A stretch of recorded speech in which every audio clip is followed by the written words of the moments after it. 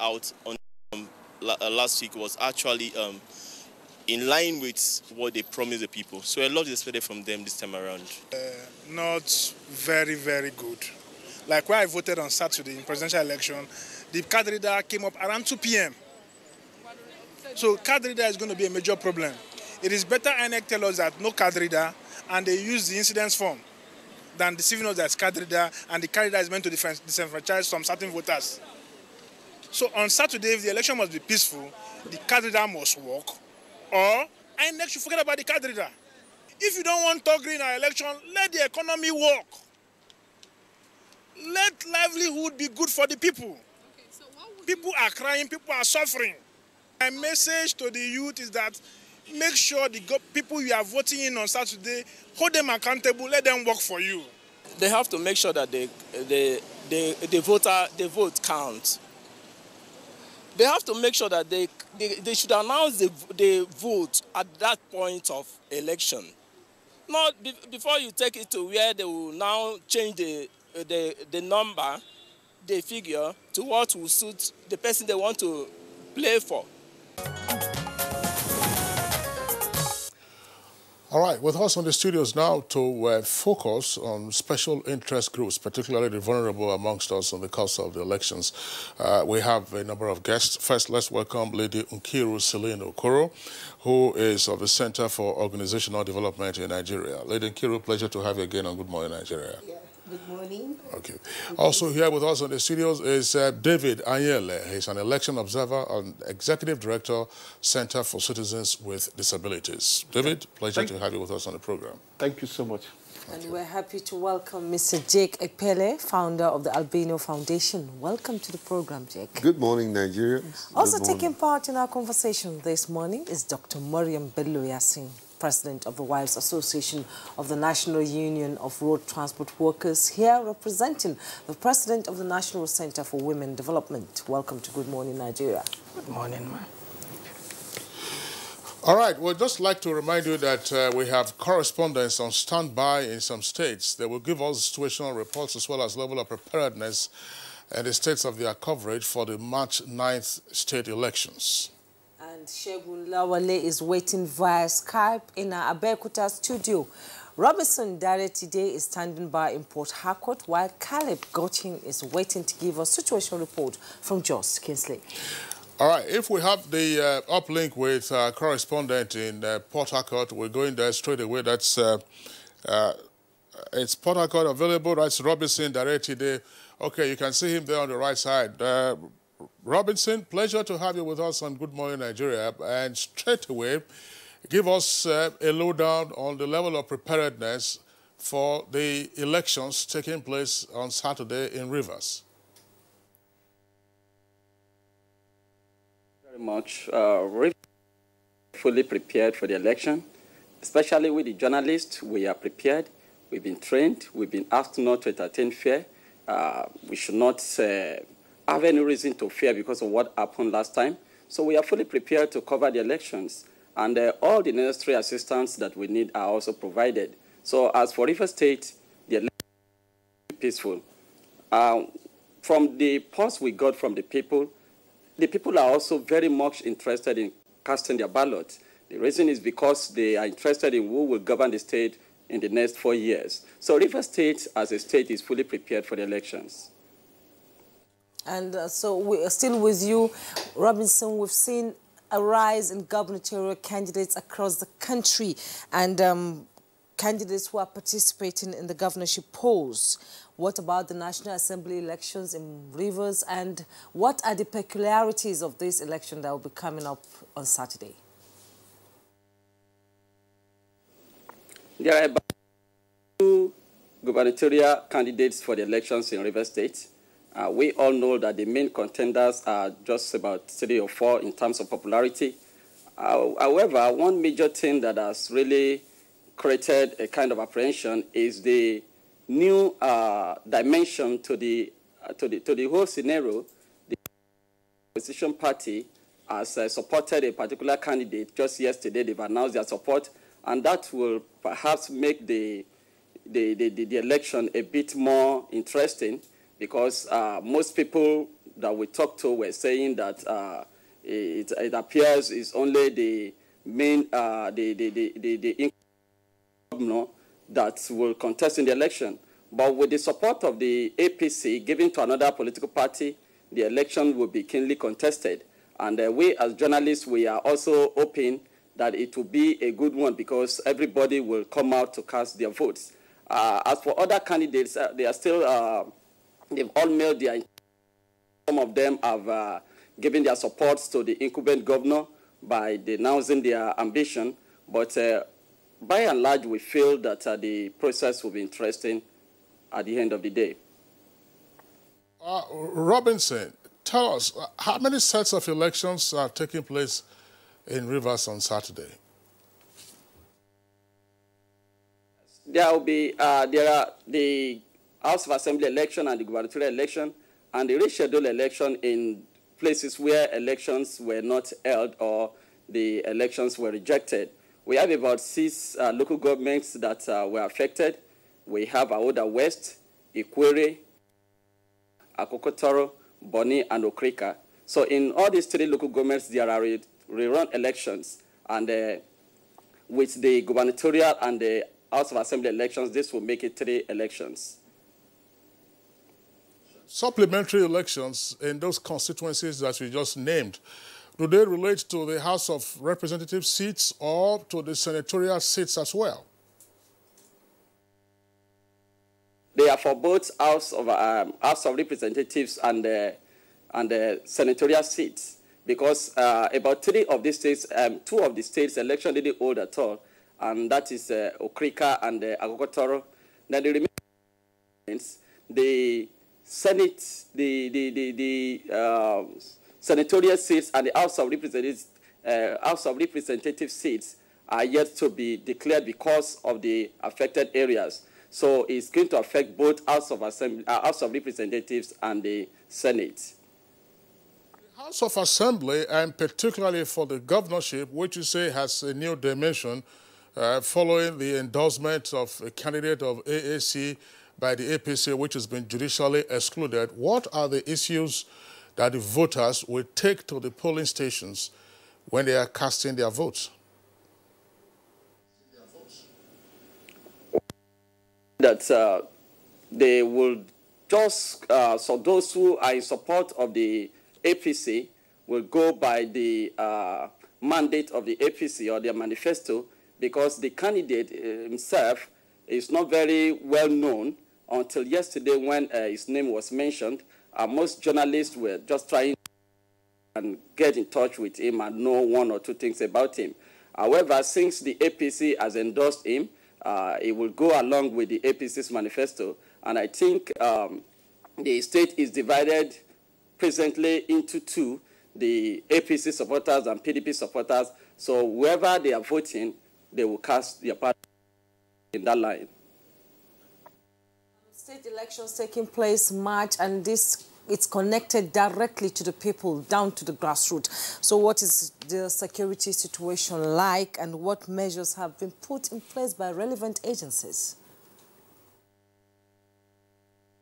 Yesterday, I was with the committee, and he assured that security will be adequately taken care of. The resident electoral officer here in Rivers State also gave the same assurance that there are serious consultative meetings ongoing to ensure that the fractions experienced during the presidential and national assembly elections repeat itself. So with the assurance we have gotten, we are confident that security will be provided. And also the people, both traditional rulers, religious leaders, have also been echoing the same thing, that security should be taken very serious. And one advice also that has been given out, the military should stand a distance. The military should stand a distance and provide only security, because from the complaints we are hearing, from the complaints we got from the people, is that there are involvement of the military or some people in the elections, but not really verified. So what we are saying is that with the assurance of security apparatus, it is obvious that security will be provided and the elections will be free and fair. There were some areas that were heavily impacted during the February 23rd presidential and National Assembly elections. Abonima, for instance. What is the update with regard to the situation in Abonima? And elsewhere, some persons were said to have left their homes on account of the insecurity there. Have they returned? Well, I think they left based on rumors. The king of Abonima himself granted a press conference and told his people not to, and those who have gone should return. There are rumors everywhere that people will not be allowed to even enter into the city to, participate in the election. But these were just rumors. Abonima presently is peaceful, and the security agencies have given us their words that there will be no restriction. Everybody will be allowed to come out of elections. In Abonima presently, the governor of the state was there yesterday to conduct a service of song for those who lost their lives during the last elections. And he has also given his words that on his own part, he will ensure that security is giving all the support they need for Abonima to be peaceful. So for me, Abonima is going to be peaceful than every other places. And personally, by the grace of God, I will still be there to, cover the elections. Are there any special efforts by INEC to ensure effective participation of vulnerable groups like the physically challenged, the aged, pregnant women, and the youths?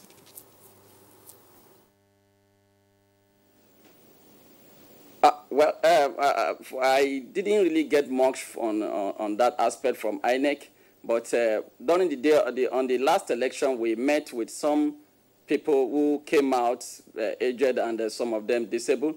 They came out to cast their ballot. We interviewed some of them and excited to do that. And they also commended INEC for the level playground for them to come out. But the next election, I don't know the arrangement on ground for this set of people. Robinson, in addition to the security challenge, for which, Rivers obviously received very negative coverage, what were the other issues that tended to have hampered the February 23rd elections? And how might those issues be resolved, if you have any idea? Apart from the security issue, I really do not see any other issue that hampered the election. And what I will advise here is based on what we got from Eche and Omuma. In Eche and Omuma, crisis elections have always experienced serious crisis. But this last election, there was no crisis. And what we got was that the stakeholders before the elections came together and agreed that they would come around. And that was exactly what happened. So if stakeholders can come together and agree on what they want to experience during elections, I'm sure that all these crises will be prevented in Rivers State. The major problem in elections in Rivers State is just crisis. People are always excited and ready to come out to participate in the elections. Right, Robinson Deretede, speaking to us from our Port Harcourt Network studios. Thank you very much for being with us on Good Morning Nigeria. Thank you. Okay, now we return to our guests with us in the studios, of course, who are focusing on vulnerable groups in particular, as well as special interest groups, based on the experiences from February 23rd and what should be the prognosis, as well as proposals for remedying whatever lapses or challenges that were observed 2 weeks ago when the Presidential and National Assembly elections took place. Let's begin with Lady Nkiru Okoro. We had you when we were reviewing the elections, that's to say the Presidential and National Assembly elections, and you hinted at some issues relating to women. What was the special experience of women from your point of observation of the elections? Well, the women definitely have a special interest group. From the way they are also treated in our society, they are considered vulnerable groups. The able-bodied women really do not have issues going through whatever bottlenecks every other Nigerian go through on a daily basis, and election inclusive. But be that as it may, it's important we realize that INEC, in one of its guidelines, made it clear that pregnant mothers women with children, the aged, persons with disabilities, whenever they come out to cast their votes or to get accredited, should be given priority. It was widely reported that seemed to have happened. That is something that should be encouraged to repeat itself, that in our society, there are vulnerable groups, and once they are within our midst, they should be given the pride of place. They should be given time early enough to not to stay too long on the line, because the lines get quite long, you know, in places where there are massive mobilization of people that come out to cast their votes. So the society should have it in mind that, yes, while men are able, and there are a lot of youth that have registered and are determined to cast their votes, women still remain a vulnerable set of people, persons with disabilities as well, and they should be given priority. That is key, really, for them to be given priority in standing in the line and then getting accredited and in casting their votes, so that they don't have to stay too long out.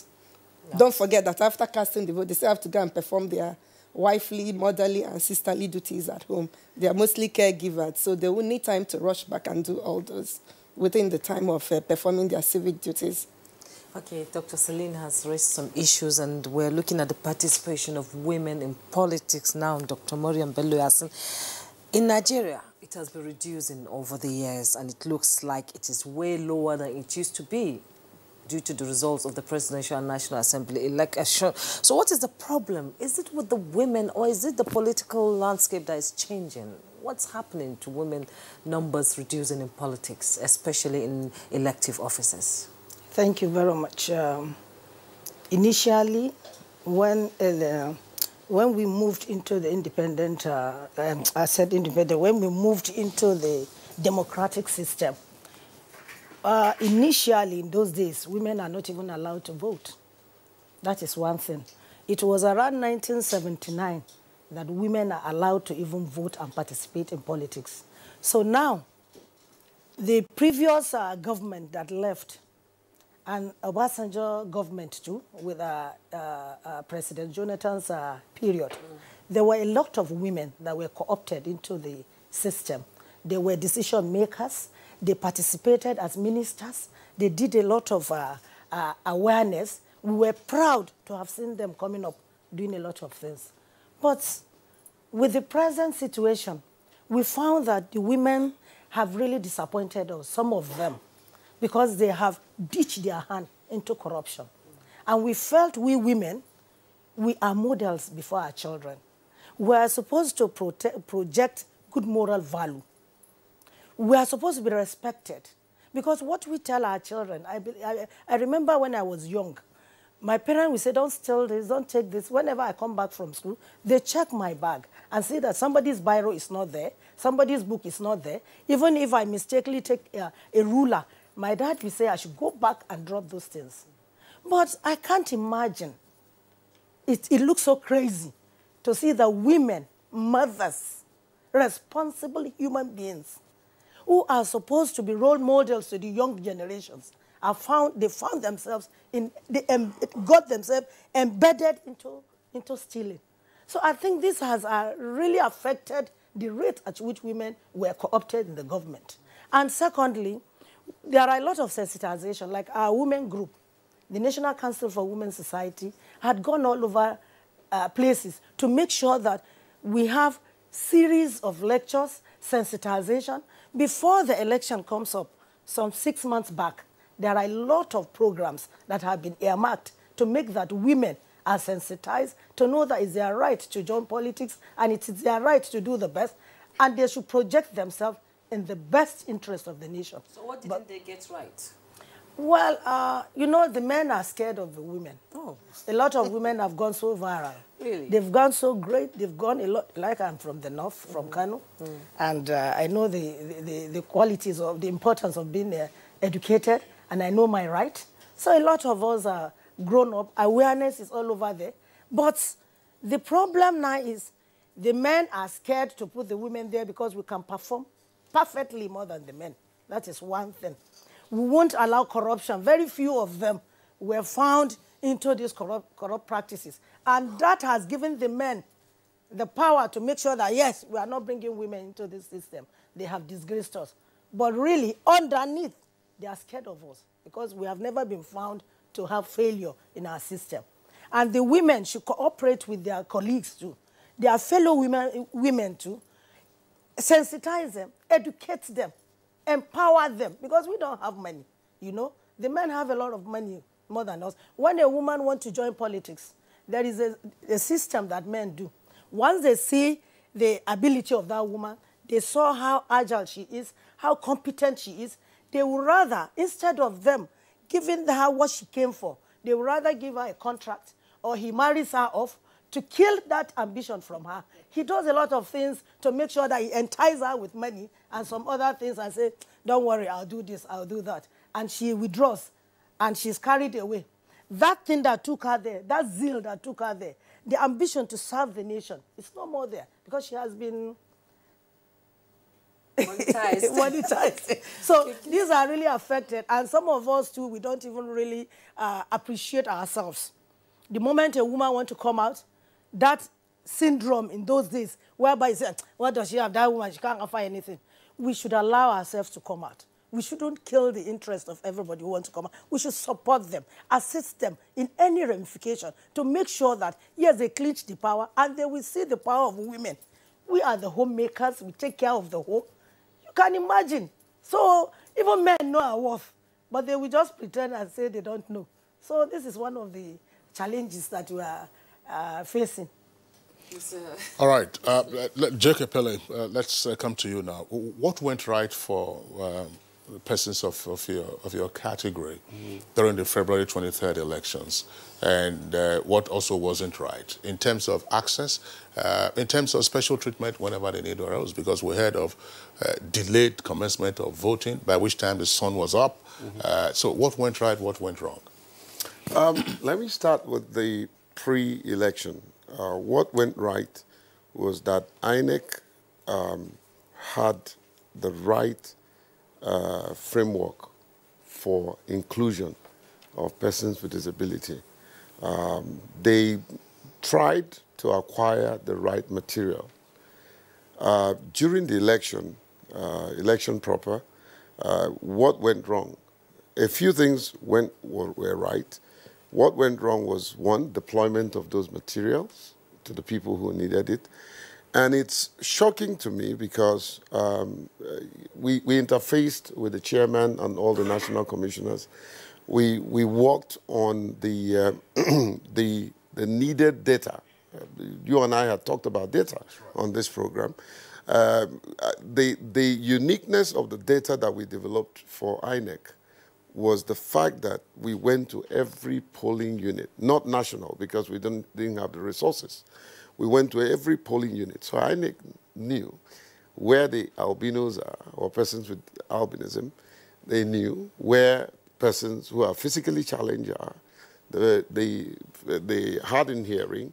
You know, we were able to tell them the numbers. So that allows them to deploy the needed material to the places where they are needed, you know. And, of course, was that totally done? No. They may have also their problem because they didn't have all the material that they needed to deploy. But in fairness... What material are we talking about? Electoral material, braille, magnifying glasses, total voting system, you know, all the materials that persons with disability requires. But in fairness to INEC, you know, sometimes I'm seen as a defender of INEC. They've done well in terms of providing the needed framework to drive the inclusion process. They may have their problem in terms of resources, human and material resources, to really deploy what this framework entails, you know.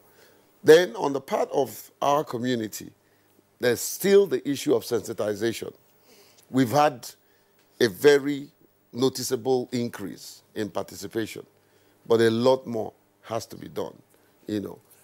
So going forward in this election, INEC must be prepared to provide the needed material, encourage the people who use it. Well, one of the greatest challenges, sir, was the fact that despite the fact that we developed the inclusion manual through the Electoral Institute, we trained 850,000 INEC workers through the TOT training. That's train the trainers. All right. So they know what is required to be done in the field. It's very obvious what they should do when they encounter persons with albinism. I mean, you talk about security challenges. Once there's a security problem, many of us will be disfranchised because we are afraid of our lives. I can see from a distance when there is chaos, you know, and then I find myself immersed in the midst of it. And of course, my life is threatened. I can't stand in the sun for 10 minutes. I'm already down with skin cancer. What was the experience of members of your community on the 23rd of February? I asked this question again because, like we said, there were reports of delayed commencement of accreditation and voting in some places. Yes, we also saw... Participation wasn't very encouraging.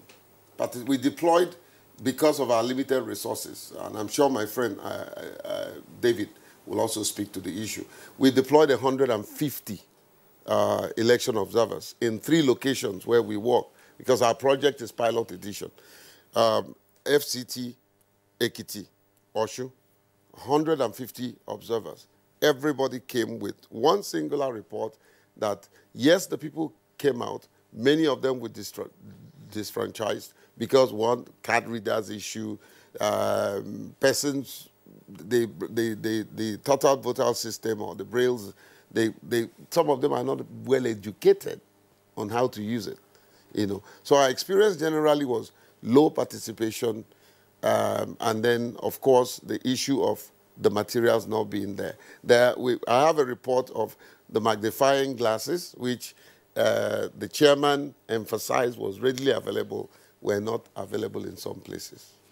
All right, Jake, thank you very much. We'll pause you in the meantime because you're going to give us a feedback ahead of the off-season Ekiti and Osun elections. I recall we had you on Good Morning Nigeria, and you were full of praise for INEC with regard to both the framework and the deployment of the operationalization of that framework in helping persons with disability, in particular those living with albinism. So we'll come back to you, Jake, but let's bring in now David Anyele. We earlier introduced him. David, give us a sense of what persons of disability encountered during the elections. Yeah, thank you so much. We are privileged to deploy people with disabilities in 7 states and Abuja as election observers. And we are able to visit 1,630 polling units across the 7 states where we deployed observers. Just like my colleague Jake Pele have mentioned, the key issues were that these materials were not seen in the field.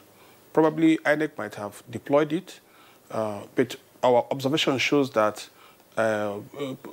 polling unit officials do not understand this material, and they were not able to bring out these materials for the expected users to use. However, in terms of person with disability participation in election, it doesn't start on the day of election. It starts from voter registration. If people with disabilities were not able to register by reason of environmental, attitude, or institutional issues, they won't be able to vote. You don't just go to a polling unit because you are living with disability and you expect to vote. It is only those with PVC that will vote. So if during voter registration, they were not able to, assess the polling, they were not able to participate in the registration by reason of barriers, then they will struggle or they may not come out to participate.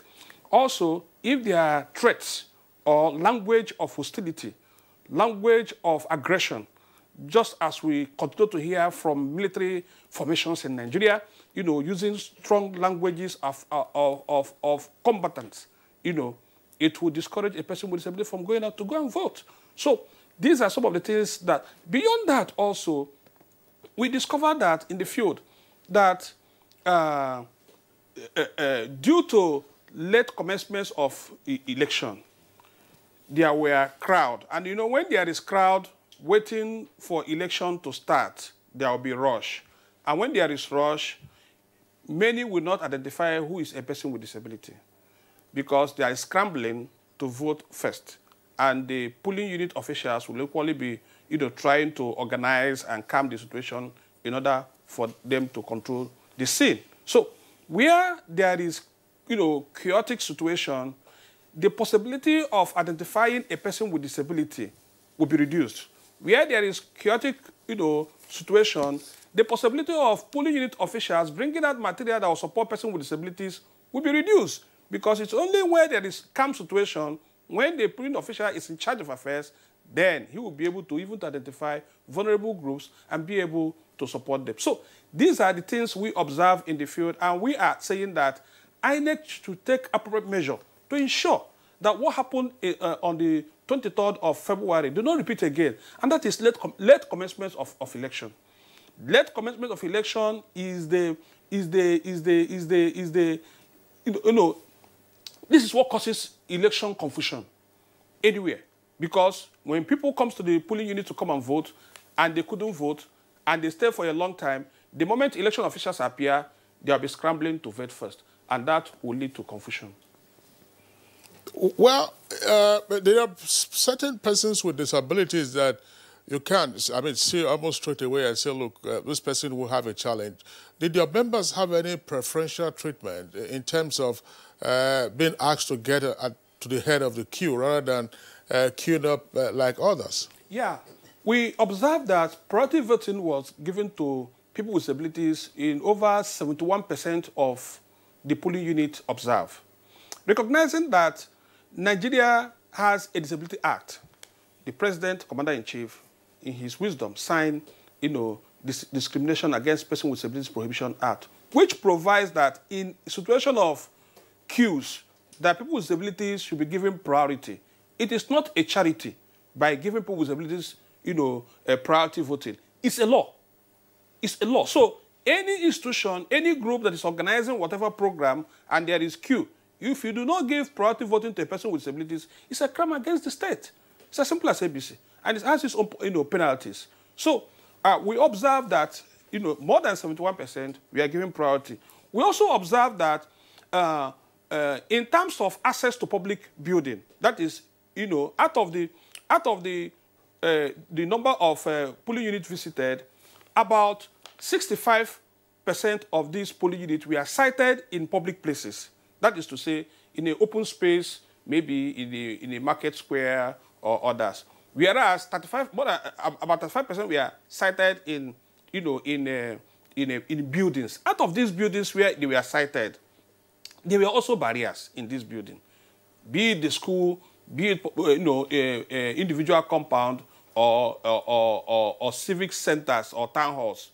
So these particular areas where these buildings where INEC used as polling unit, they didn't take appropriate measure to ensure that these places are accessible to people with disabilities. So this constitutes a huge barrier for those who went out to go and vote. And these are the things that I think INEC should look out for.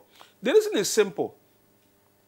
Citing a polling unit in public building is not a barrier, but identifying where to cite it in that public building is the important thing to do.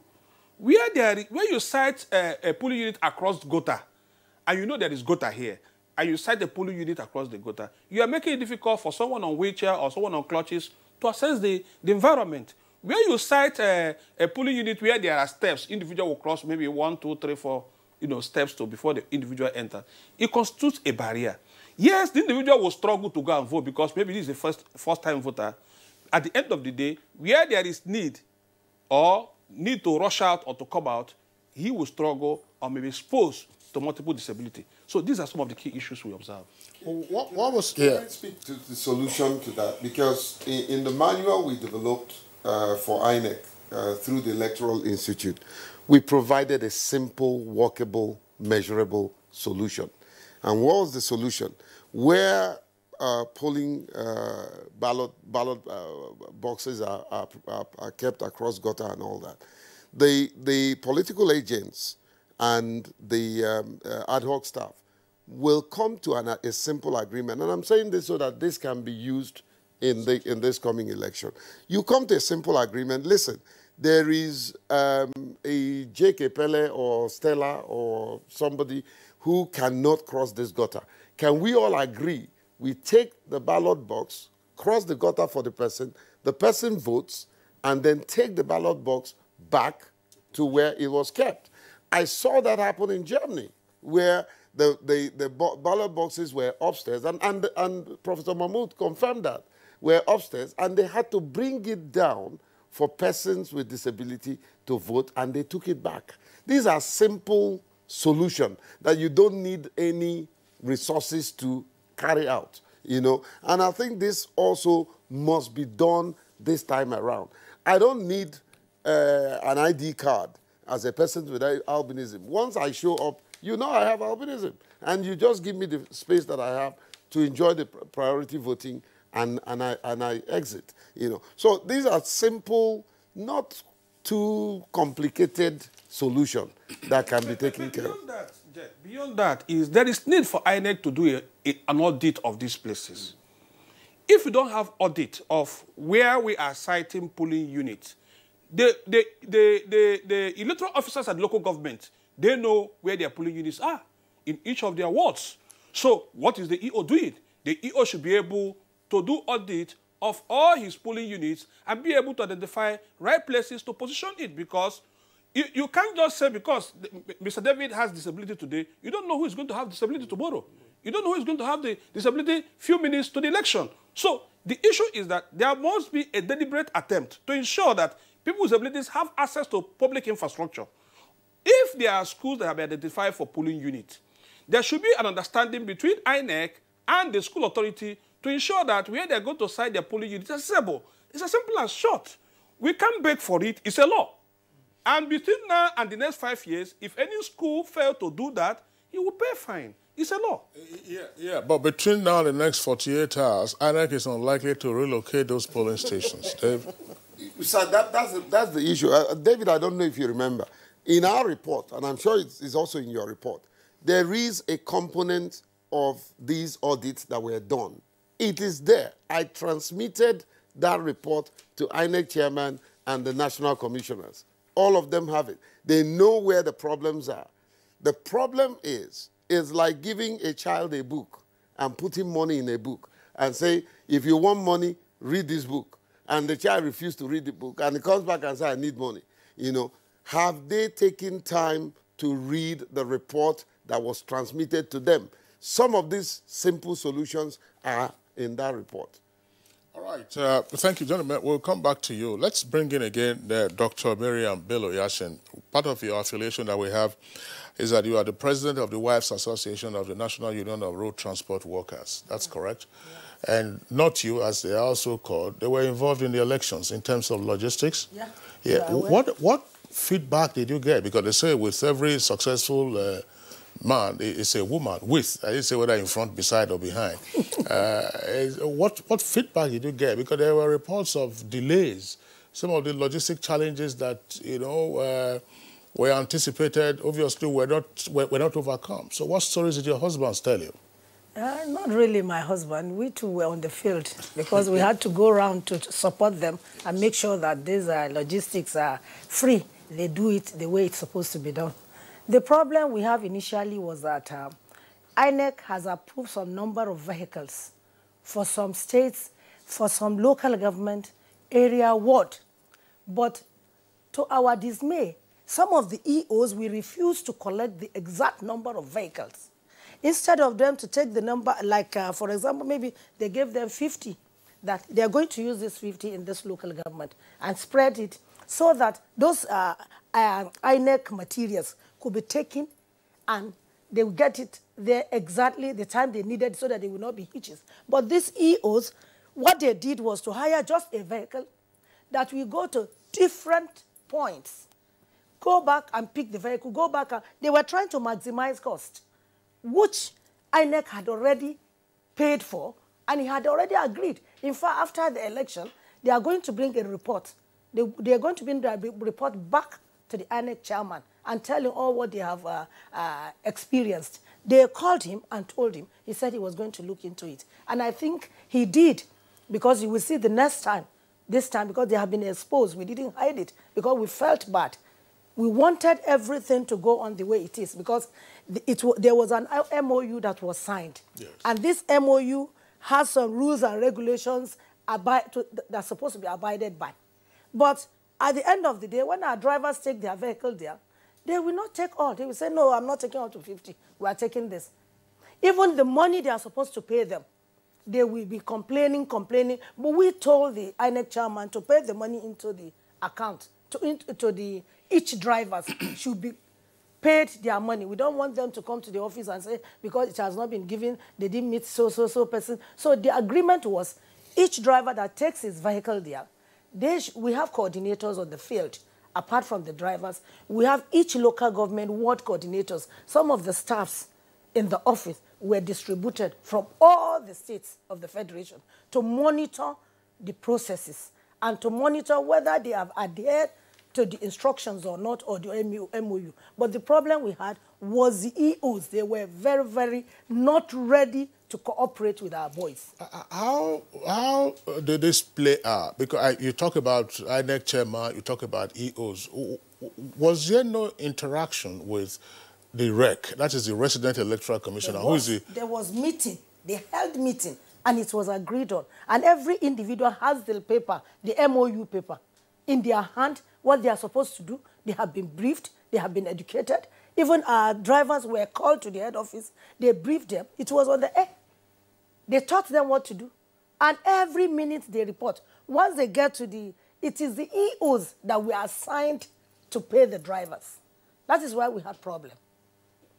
Yeah, I'm saying the EO works under a REC. That is a Resident Electoral Commissioner who, if you like, is the chief executive of the Electoral Commission in the state, who reports to the INEC chairman. Yeah. Did your drivers who were excluded make a report to the REC to say, look, this is what your EO is doing to us, so this is what the EO is doing to us, so, because the EO is not senior to the Resident Electoral Commissioner. If a driver goes with his vehicle, they convert all the vehicle in one place, take it to the REC, show him, count it, see everything, and see the drivers attached to each of the vehicle. So what happens is that they will ask them that the EO is responsible to pay. So it might be a conniver with the EO, it might. You understand? Yeah, we can't make yes, that presumption. with the REC to have for the EO. I don't think the EO can walk on his own and reject some vehicle. But the chairman is not happy about it. So what is it? What is it proposing ahead of Saturday? They have already worked out some modalities, namely, which you will see by the grace of God on Saturday. Namely, what are the modalities? I mean, to make sure that the correct thing is done. The vehicle number of vehicles that has been assigned to each local government or what are the numbers that they should take. They should not reduce any number of vehicles and say they don't want it. And each driver, there is a time they are supposed to get to the venue where each driver will drive and pick their products. Sometimes the vehicles are there, the products are not there for them to carry. Some of them will get there, they will say they have loaded one vehicle to go to zone A, B, and C. And some drivers go back. We ask them not to go back with their vehicle. Stay there, let them know you are there. That is their own business. Because we don't want to be found wanting. Was it because there was not much educating the drivers on their roles during the elections? I mean education, not education going to school. Yes, what I'm saying, we educated them. Okay. There was sensitization. There was this forum where they told them what to do. All of them adhere to, because most of the supervisors that are supervising them are always educating them, telling them, if you have any challenge, call me. I'm stationed here, because they are not stationed far away from the place so that they can see clearly and they can act immediately. And even the president didn't sleep. He was always on his phone and going around too. He to travel around. He didn't stay in one place. And since they know if you are caught, you are in soup, they were all on by their vehicles. So what was being done at the moment that your members realized that they were not being engaged, contrary to the terms of the MOU? Because if in the morning, I don't know how your members mobilized assuming they got there by 6 o'clock in the morning and they were supposed to have departed by 6:30 and they were not being told, no, Jake, we're not hiring you, Nkiri, we're not hiring you, Dave, we're not hiring you, Kingston, we're not hiring you. It's only Miriam we're hiring. What about me? You know, well, we are on standby. You know, so when they knew that something was likely to brew, if all of us had been mobilized in the first instance, so look, go to particular point A, you know, to go and pick up your materials. When did they start troubleshooting to be sure that, look, this problem did not escalate? Okay, right from the onset, before the election day, these guys met the REC. The REC directed them to see the EO. They were even, while they are going, they are attached with the memo, copy of the memo. They will say they don't work with that memo. It is what they instruct them to do that they will do. They assume our drivers are still daft. They are still rogues. They are thugs. Some of them don't even respect them. They thought they are not with their senses because of the assumption they had in previous time. It has changed for the past 8-9 years. These drivers are well informed now. They know what they are supposed to do. By the time they get to the venue, and the EO said he doesn't have, they had challenges with the EOs. It was our problem. The EOs were our problem. They had a lot of challenges. My husband had to meet the chairman on several occasions to tell him that this is what your EOs are doing. Why? Because the money has been allocated to them. They had all the bulk of money to pay the drivers. So why wouldn't you pay them? But they want to make out some money. I won't hide it. No, we're not. We can't make that. We can't make that assumption. Why are they not paying? No, where there could be other Our reasons. drivers are supposed to be on ground 24 hours before the election. They are always on ground with their vehicle. Verify anywhere you go. This is the rule they gave them, that you mustn't be late. Let the problem come from INEC. All right, Aja, Miriam, and the other guests, let's take a short break now. When we return, we'll continue with the conversation. You are watching NTA, Nigerian Television Authority. For more information and news updates, visit our website at www.nta.ng, or you can follow us on Twitter at NTA News Now, or you can like us on Facebook at NTA Network News. Stay connected on our YouTube channel at www.youtube.com/NTA News Online. Watch our live stream at www.nta.ng/live.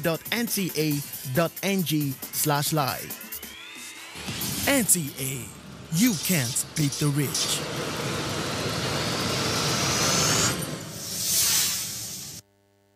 All right, welcome back, and it's still Good Morning Nigeria, live on the network service of the Nigerian Television Authority. Just before we engage our guests who are with us in the studios here in Abuja, let's go over again to one of our correspondents, this time joining us from Abeokuta.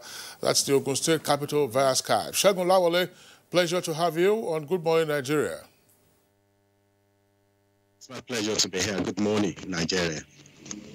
Ogun is, of course, is hot in terms of the elections that we're expecting on Saturday. You have all kinds of issues popping up, and give us a sense of what is playing out in Ogun. What are the numbers and what are the issues? All right, if you say Ogun State is hot, you can say that again.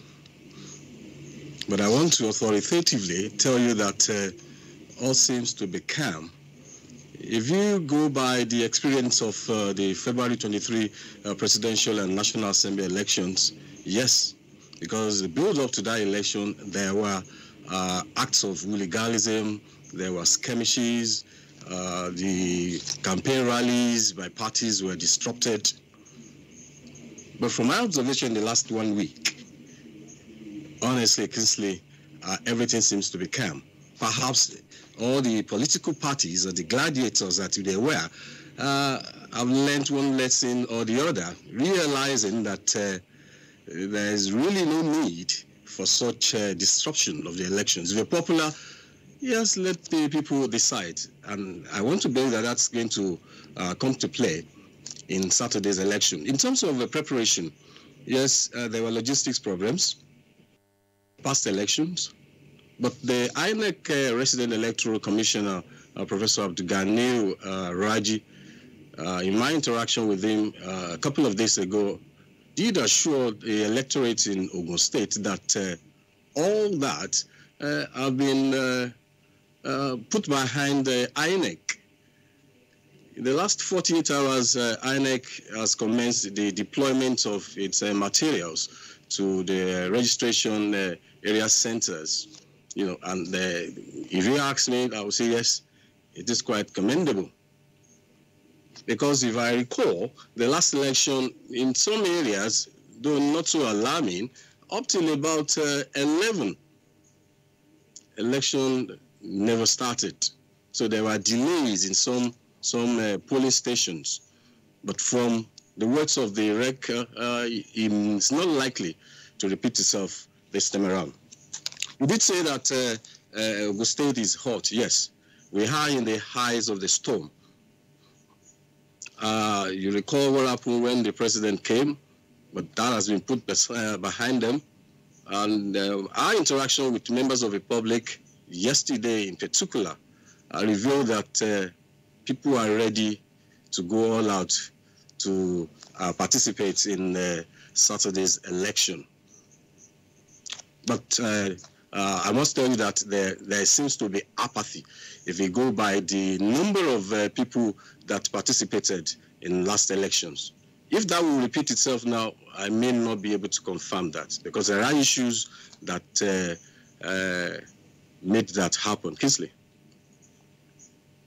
Shago, in terms of numbers, we understand that Imo State probably at the moment has the highest number of governorship candidates at 71, only 2 fewer than those who tried to become president on the 23rd of February. How many governorship candidates are you having in Ogun? And in particular, spell out for us the cross-endorsement that appears to have stirred quite some storm. In Ogun State, from the records I have, we have between 40 and 41 candidates jostling for that single seat. And there are 4 major political parties that are quite popular. Let me put it that way. Of course, we have the APC, we have the new party, as it were, that's APM, which is being championed by Senator Ibikule Amosun. We also have the PDP, and we have ADC. These are the 4 major political parties that are likely to make impact. And for the House of Representatives, the state constituencies, beg your pardon, we have 526 candidates jostling for just 26 state constituencies. So that's the outlook here. And every one of them is making efforts. Like I did say, all is calm, no disruption of... for instance, yesterday, 3 parties had their rallies along just one axis. You can imagine. That never happened in the last election. If you have 3 major political parties on the same axis holding their rallies, that tells you that peace has returned, and we may not have the same experience that we had in the last election. The voting pattern now seems to center around vested interests, especially among the elites. So what kind of pattern do you see playing out in your state, in Ogun State?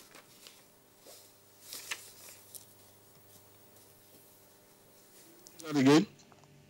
I said voting patterns now seems to center on interest, you know, especially among the elites. So how is it playing in Ogun State?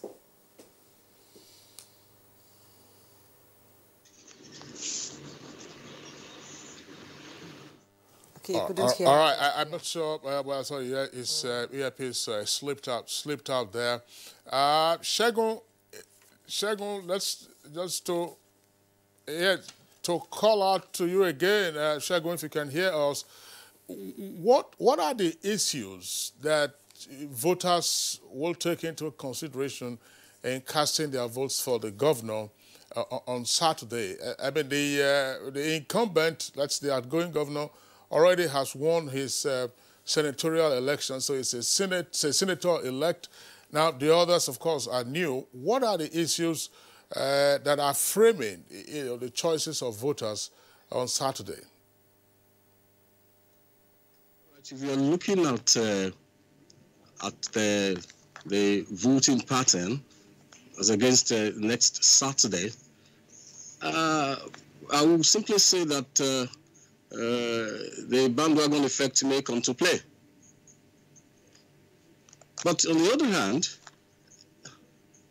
the incumbent governor, the outgoing governor, has been clamoring for the shift of the power to Ogun West.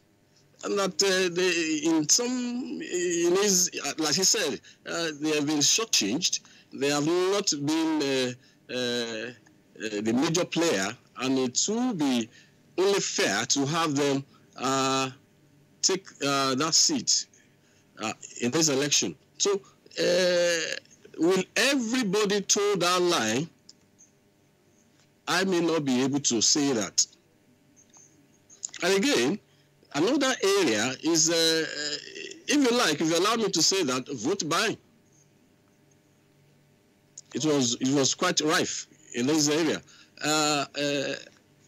But in terms of popularity, the four gladiators I talked about, it's going to be a keenly contested election among these four gladiators I talked about. So if you look at the interest of the governor, I hope everyone will want to toe his line, but Ogo East is bent on going the other way. Now for PDP is fielding a candidate from Ogo East. The APC is fielding a candidate from Ogo East. Now, the ADC and APM, which appears to be new, the two of them yes appear to be new, are fielding candidates from Ogo West, where the governor wants the pendulum to swing this time around. So, to really pin it down to to a particular place or a particular pattern, I may not be able to give you the correct answer on that. But we have to go by individual. Somebody may emerge the winner. Somebody has to emerge the winner, by the way. I mean, somebody has to emerge the winner. I would like to thank you for your perspective. Although you hinted at the likelihood of voter apathy, we do hope that the canvassers are able to show up the enthusiasm of the voters. They have only up to midnight today to do that, by the way. Segun Lawale, our correspondent, joined us via Skype from Abuja, the Ogun State capital. Thank you very much for being with us in Good Morning Nigeria. All right, so let's go over to Jos as well, where we have another correspondent, Caleb Gochin. Caleb Gochin is joining us from our Plateau State capital. Caleb, give us a sense of what is playing out in Plateau. Apparently, from the reports that we have, one of the oldest candidates, governorship candidates, is from Plateau. That's Senator Jeremiah Hussein, 75, 76 or so. Thank you, Kinsley, and welcome. Plateau State, as we know, is a place where politics took a root, very, very strong root, and all the history of politics in Nigeria you cannot mention without the mention of Jos. And Langtang in particular, that's where Chief Solomon Daushep Lar comes from. And honestly, as a journalist, I miss him because of his white handkerchief, and that signifies peace. And that's where Jetty Useni is coming from. Age, sometimes they say is just a number, but the senator is out, is contesting with other candidates. He is now slugging it out with the incumbent, that is Simon Lalong. And then, actually in Plateau State, there are four parties that are outstanding. There are four of them that we could really see. But you know, Plateau State is a state of faith, and we don't rule out miracles. But then, the senator is coming with age, he's coming with experience, he's coming with all that he could offer. The incumbent is also coming with all the experience he's had in governance. And then the others too also want to come in with what they have to offer. And all of them have sold out their manifesto to the people. And we are expecting a very, very robust contest on Saturday.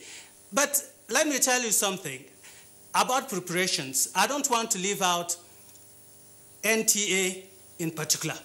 Everybody is ready. The candidates are ready. They have told the people what they wish to do for them. But then, the proactiveness of the management of NTA in Jos is something that I must mention. 2 days ago, before now, I tell you, all the roster has been out. Everybody knows what to do. So, before I mention the readiness of others, NTA is ready for the elections on Saturday, the 9th of March. Now, Plateau State had some issues in the Presidential and National Assembly elections. The results didn't come in on time. How do you preempt the situation by Saturday? Yes, that was one of the major problems that the electorate faced here. But we are trusting that those issues will be addressed this Saturday. The INEC has held a series of meetings with stakeholders. They have assured everyone that this Saturday they are going to address all those issues that were experienced, those problems that were experienced the last elections. And so we are trusting that all things will work well this time around. Materials started going out to the various local governments by yesterday. So INEC is ready. Materials have been sent already. I'm not very sure by now if that has been completed, but all those started yesterday. So we're expecting that everything will play out well. And to tell you that people of Plateau State are peaceful, what happened in the last elections, people thought there was going to be violence. But the people took it calmly. They waited patiently until almost 3 days that the results for the elections held in the Plateau North was released. That was for the Senate. We are expecting a rerun for the House of Representatives, for Jos North, Bassa, and then the Plateau South. But we are expecting a more peaceful elections on Saturday. Plateau people have returned to the path of peace. Caleb, what are the issues, of course, in the governorship election? Yes, the issues here is that we have very, very tough contenders. You just mentioned J.T. Useni. Lalong too has also acceptability with his own people, his own supporters. So it's really going to be a keen contest. Unfortunately, somehow, religion is coming to play. But then it's not the issue of different religions now. We've had issues where people, even from the same religion, accusing each other of support here and there. But we expect these things to fade out. These are issues that are of concern to the people of Plateau State. And leaders have come out to speak. Traditional leaders, religious leaders, opinion leaders. So we expect that people will come to vote with their conscience clear. Not what the religious or traditional leaders told them, but to heed to the call for peace and to exercise their franchise without any problem, any fear of molestation or any other thing. In terms of the number of registered voters and those who collected their PVCs? Yes, we have less than 1 million. And from the last elections, we have about 700 or so. I'm not very sure with the figures now. But then a lot of people registered, but then not many have been able to collect their PVCs. And not all that collected their PVCs came out to vote. I think that's a problem, that's a challenge throughout the nation. But then, there are some young people that are yet to, they have, what do they call it now, temporary voters. They thought they could use that to exercise their franchise, but unfortunately, they couldn't. So it is expected that they will do that in the next elections, not this one. But Plateau people are ready for this election. And just like we said, the candidates are all, let me be religious here, they're all Christians, and they are all from the major denominations in Plateau State. So these people are going to share their votes, the votes of the denominations, of the Christians and the Muslims, who have all come together, who have all identified with all these politicians, and they said they need peace. So nobody is talking about Christian Islam or all this. We are together, and these candidates know that Plateau is one, and people are going to come out as one Plateau people. Just before we sign it off, without being pessimistic, when all is calm, then one should be careful. What could possibly go wrong on Saturday, and therefore, how do you mitigate that? Say, as an advisory to the election managers and the security agencies. Okay, the contenders are coming out from Langtang, Shandam, Mangu. These are three local governments that, I don't know, but we are not preempting anything, but we are trusting that all shall be well. Jet Hussein is from Langtang, Lalong is from Shandam, and then the two deputies are from Mangu. So one local government is producing two deputies, aspirants. So these are local governments to look out for. And then in Plateau South and then Plateau North, there will be Rurang. So the people are now ready to come. Honestly, Plateau State has been penciled down, has been on the watch list as one of the states that might experience violence, but we saw that that did not happen. So that disappointed a lot of people, and honestly, Plateau people want to improve on that. The calmness, yes, we know, but we, just as the security and INEC has promised to do the right thing, we expect that if that is done, Plateau State will be more peaceful than you heard or than we saw in the last elections. Thank you so much, Caleb, for your incisive contribution there. We'll now take a break. When we come back, the discussion continues. Nigerians. Suicide bombers are not spirits. They are not ghosts. They are human beings like you and me. They live amongst us. They are your neighbors. They are your friends today, but terrorists tomorrow. So you must know your neighbor now. Security begins with you and me. Know your neighbor. Be vigilant. Be security conscious. Report suspicious persons, objects, and movements to the police and other security agencies. The security of our nation is a duty for you and me. If you see something, say something. Nigeria, unite against terrorism. This message is brought to you by the Federal Ministry of Information and Culture.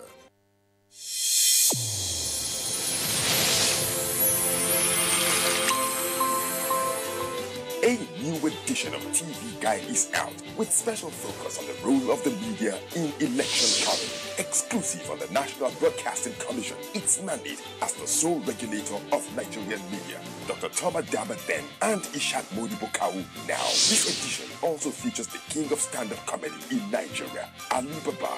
NTA standards to be ready for election transmission after decades of abandonment. Find out from the DG transactional elections in our political space and evil wind that blows no good. DG, National Orientation Agency, calls for TV Guide, your indispensable companion, x-rays the impact of social media on electioneering process as electorates present their expectations from incoming government. Meet some TV professionals behind the screen and other inspiring stories in sports, entertainment, and lots more. Grab a copy at the vendor near you or NTA stations nationwide. TV Guide, your indispensable companion.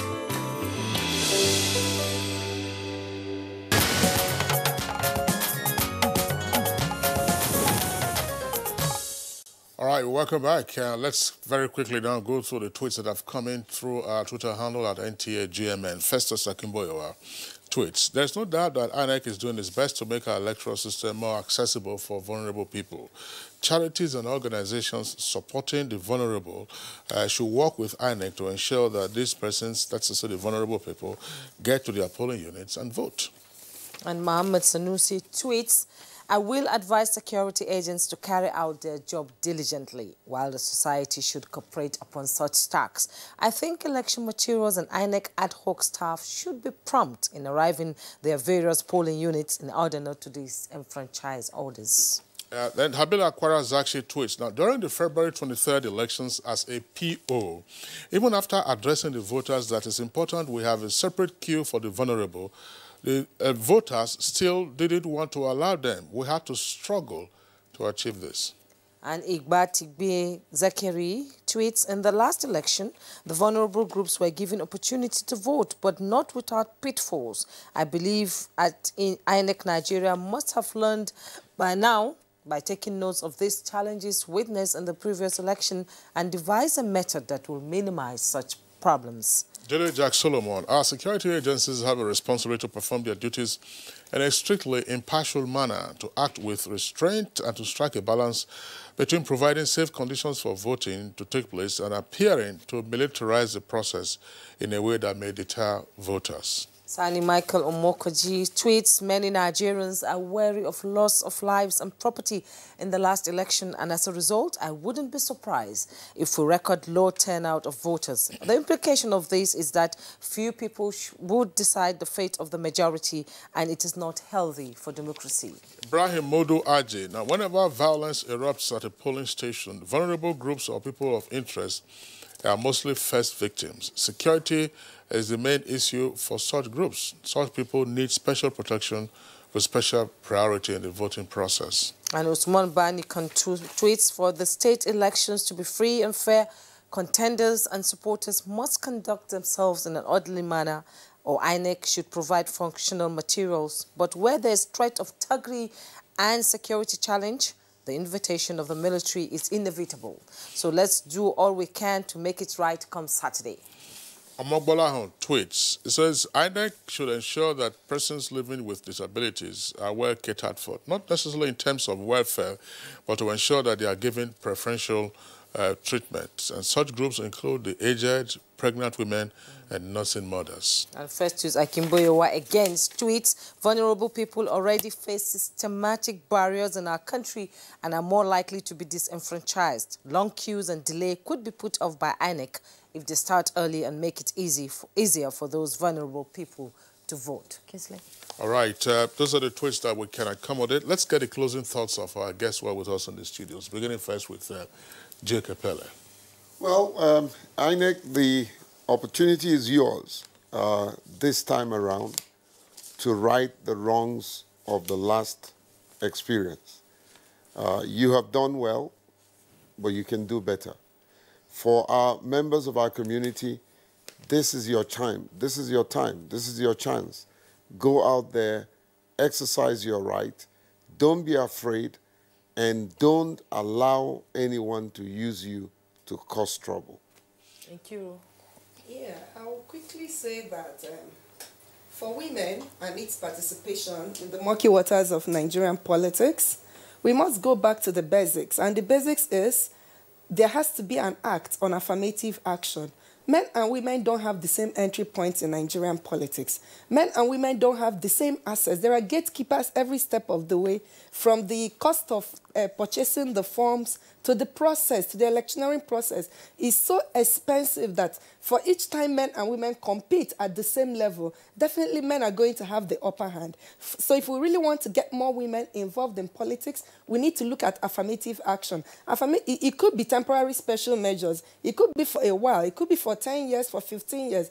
But we really, the results are very, very, we're still at 7%, 6 people in the Senate, about 8 of them in the House of Representatives, even though we're expecting more results, but the figures, the numbers are not going to be better than what we had in 2015.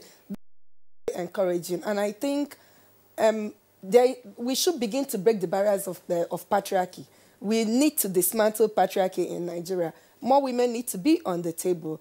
And the level playing ground by passing the Affirmative Action Act or Gender and Equal Opportunity Bill, that is the way to go. That is the way to encourage more women into the political space.